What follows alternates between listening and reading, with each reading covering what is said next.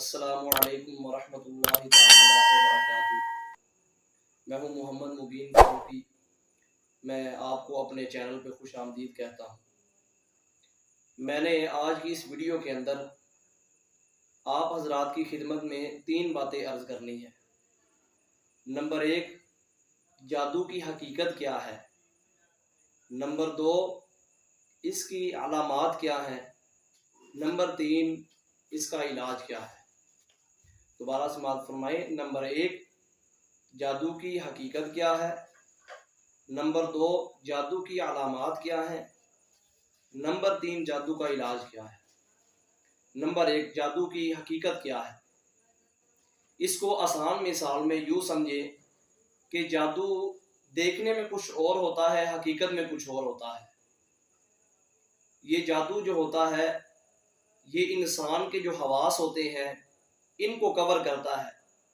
بندے کی آنکھ جو ہے اس وقت کام کرنا چھوڑ جاتی ہے۔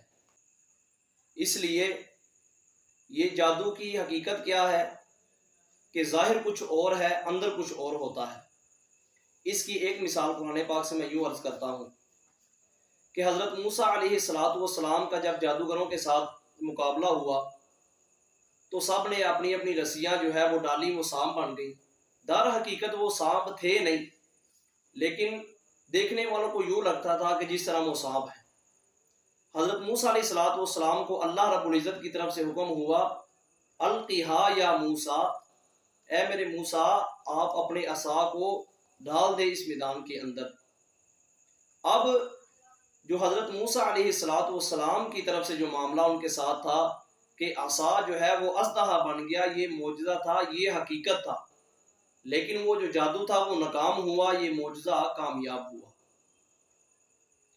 اسی طرح یہ جادو جو ہے اس کے ساتھ کیا معاملہ ہوتا ہے۔ پہلے سپارے کے اندر یہ بات اللہ رب العزت نے فرمائی ہے کہ جادو سے کیا کام لیا جاتا ہے۔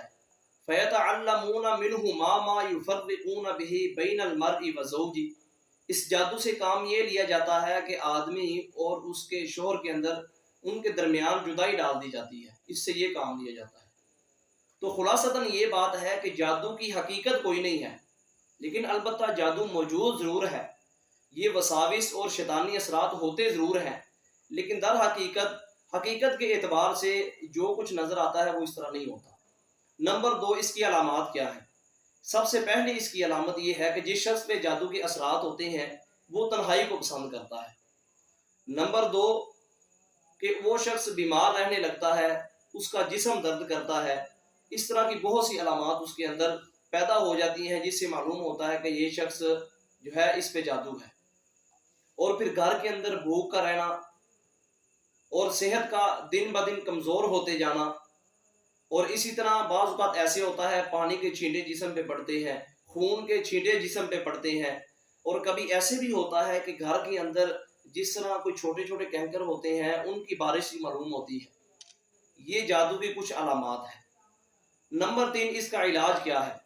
شریعت نے اس کے بہت سے علاج بتائے۔ آپ علیہ السلام پہ جب جادو ہوا تو اللہ رب العزت کی طرف سے یہ قل انعامات کے اندر ملے۔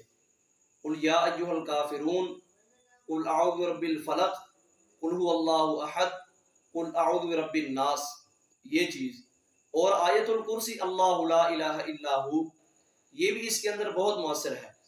اور اسی طرح سورہ بقرہ جو ہے یہ جادو کا ایک بہت مؤثر توڑ ہے، اور ایک منزل کی شکل کے اندر منتخب آیات ہیں جو حضرت مولانا طلحہ کاندھلوی رحمۃ اللہ علیہ نے جو چھپوائے تھے وہ بھی اس چیز کے اندر بہت مؤثر ہے۔